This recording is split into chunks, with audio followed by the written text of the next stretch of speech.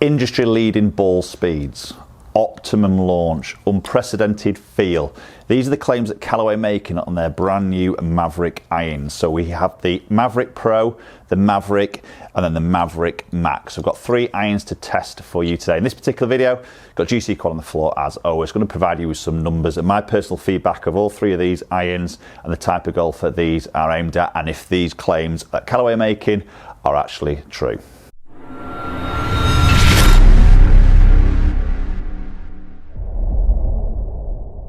So just before we jump into the video, if you've been watching the content and you're enjoying it and you haven't subscribed, just take a couple of seconds, jump down below this video, hit that subscribe button, ring the bell for future notifications so you will not miss any future videos that land on my channel. You'll be one of the very first ones to watch it.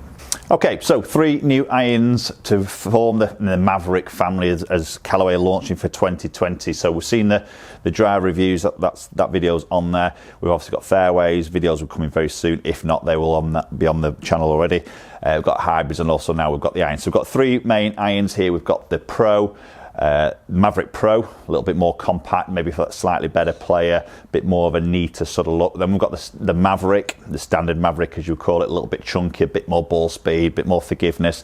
And then we've got the Mavrik Max, bigger head, more offset, higher launch, again, more speed off that club face through a slightly stronger loft. So we're going to test all 3 of these particular irons. I'm going to start off with the Pro iron first.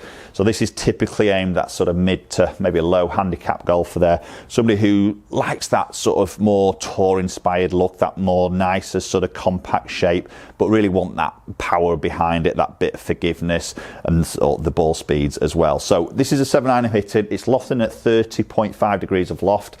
So it's slightly on the stronger side, but typically the loft that you would find in this type of sort of iron. So let's get this first one hit. So putting that down with a golf ball, I mean the shape's lovely. It's a beautiful shape. Obviously it's not the thinnest of top lines because it's not a muscle back or anything like that. So it's a medium sort of top line, I would say, fraction bit of offset, but nice sort of chrome toe heel section. So it gives it that more classic players sort of look.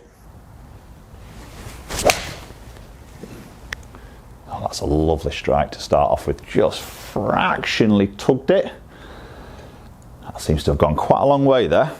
So I've got myself set out at 175 from the flag. We know those little slight pulley ones will just go that touch further. But I did strike that really well. That flew off the club face. Club head speed around that 95 mark. Ball speed 126. So typically what I'd find in this sort of loft of 30.5 degrees for 7-iron. Again, very similar to that first one there. Good solid strike again. Lovely high ball flight. Again, that's going a long way.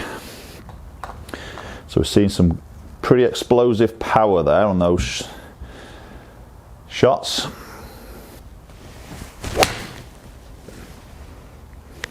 Okay, a little bit more neutral there. Again, good strike. Hitting that green, stopping a little bit quicker. On that shot, didn't quite get as much of that slight right to left shape there, so that obviously affects your spin, just gets it stopping. That spun just over 6,000 there. That's not a bad spin number there for as I say, a loft of this type.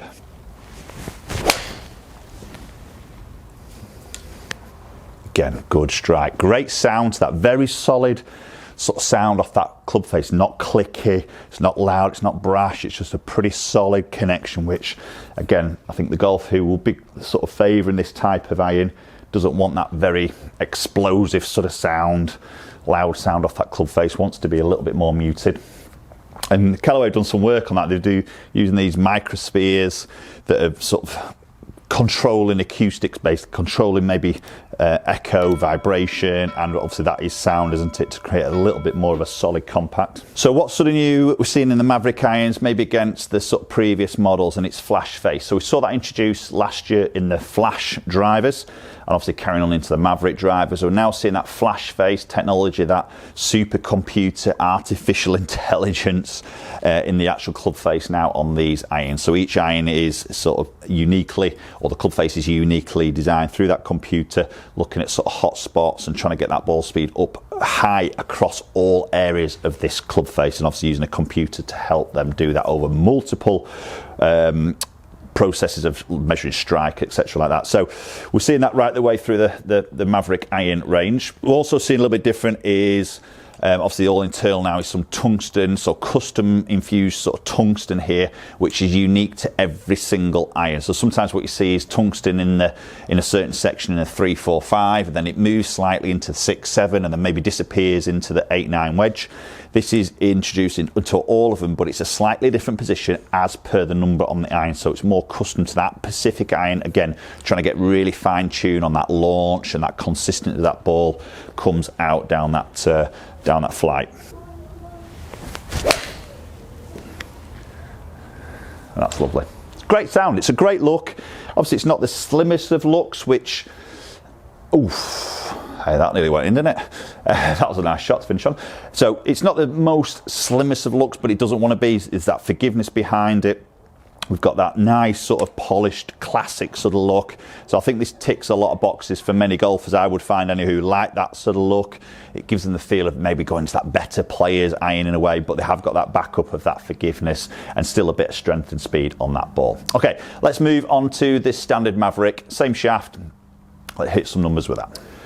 Right, okay guys, so we've now got the Mavrik Max head on the same shaft just hitting the Pro. This is where for me it's a little bit confusing. So we look at the drivers.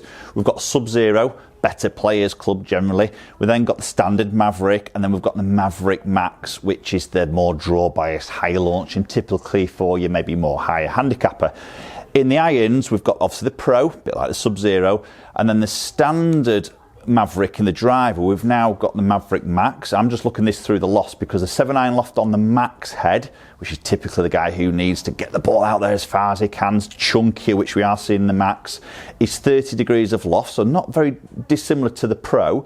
And then we go into the standard Mavrik head, and that's 27 degrees of loft.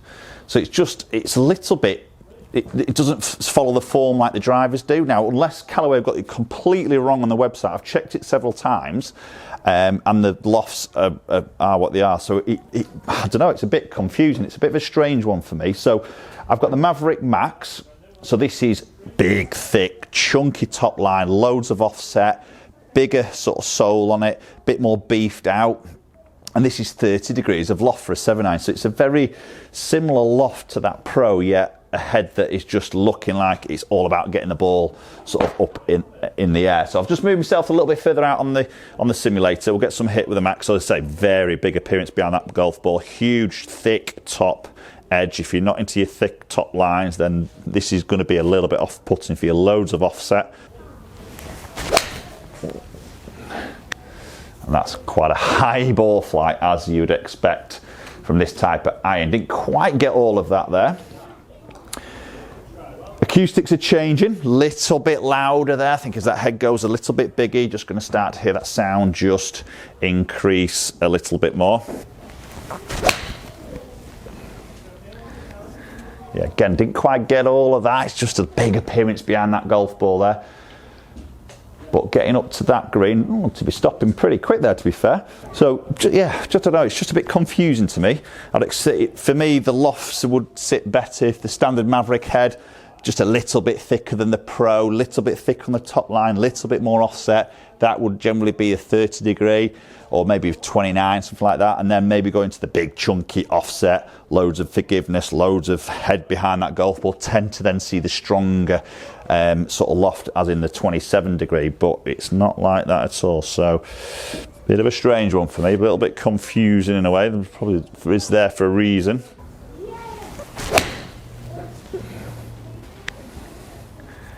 Yeah, that was a little bit into the mat there, but has done all right with that particular flight. So I think for a golfer who likes to see something pretty big down by that golf ball, give you something a little bit more confidence inspiring than the Max, as it says in the name Max. It's Max in that head, it's big, it's thick, it's chunky, loads of sort of weight coming back and down and away from that club face.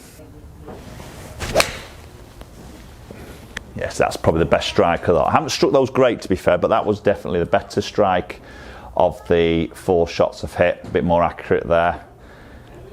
Again, really sort of high on that ball flight, but obviously just a very big appearance behind that golf ball. Very similar technology to what we've seen in the Pro. So we've got the artificial face, we've got a thicker top line, we've got that tungsten internal section in there. So obviously creating that sort of ideal sort of CG location precisely through each of these irons. Okay, let's move into the standard Mavrik, which is a stronger loft. A bit confusing for me, but let's do that, hit some shots, and then we'll go and check some numbers. Okay, so in the standard Mavrik head, so we are slightly thinner sole than the Max, slightly thicker than the Pro. Top line is slightly thinner than the Max, slightly thicker than the Pro. This is where, again, it just doesn't quite sort of stack up with me with the way they've gone through these. But again, it's still a pretty big appearance behind that golf ball. Probably not quite as much offset as that Max. I say thinner top line, but it's still pretty thick behind there. We've got the polished out heel and toe section. Bottom two grooves are white, which does help a little bit with alignment. So yeah, it is a different look, isn't it? Again, it's a big, inspiring look. Let's get this first one hit. So this is 27 degrees, 7-iron. It is strong. Let's see what happens. Okay, it's a little bit bottom groove strike there. We'll come out a little bit lower, but that's got up there. So again, same distance out that I did with the Max head. 185 from the flag. That got up there quite easily. Not a greatest of hits. Yeah, so different feel to the Pro. Much preferred the feel of the Pro. That is getting out there much more. There, be interested to see how spin numbers are affecting here. Obviously with that loft difference. Height and the flight of the ball doesn't look to be changing massively, probably from all three of those. Again, be interested to look at the numbers. But the window it comes out and the sort of peak it gets to all look to be pretty similar, even though they're all slightly different on the lofts. That's the best strike there.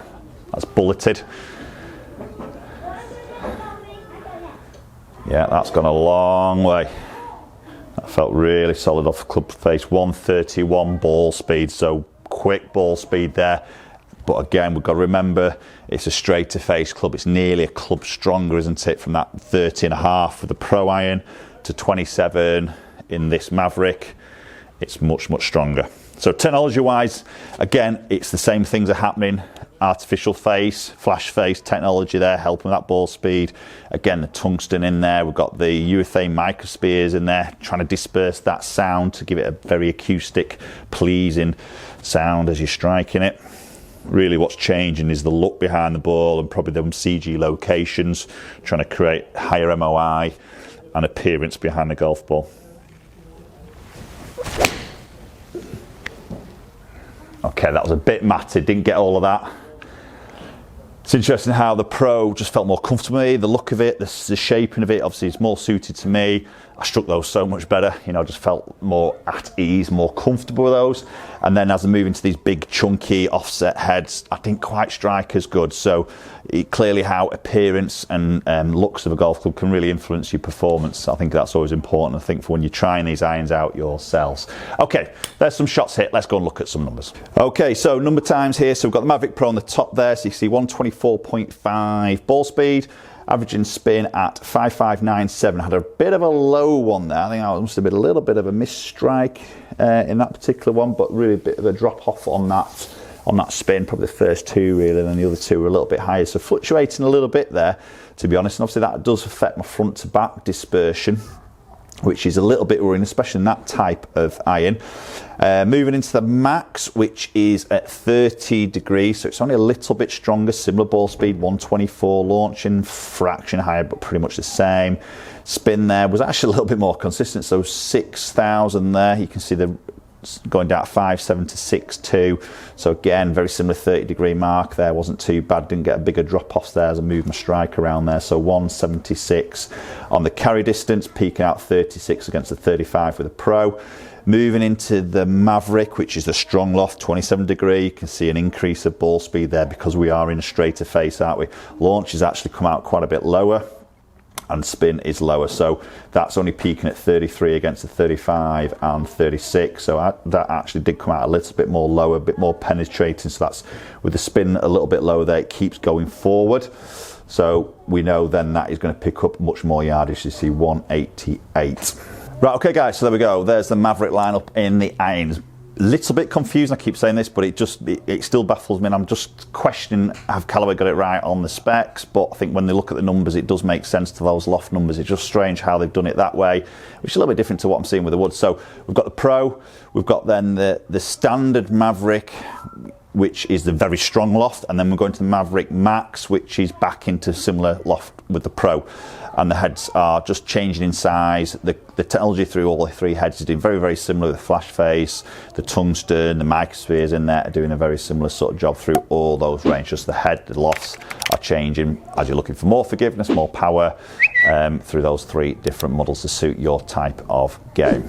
Okay. Post comments down below. Let me know your thoughts on that. Does that sit right with you, what I've explained? Did that make sense through the drivers?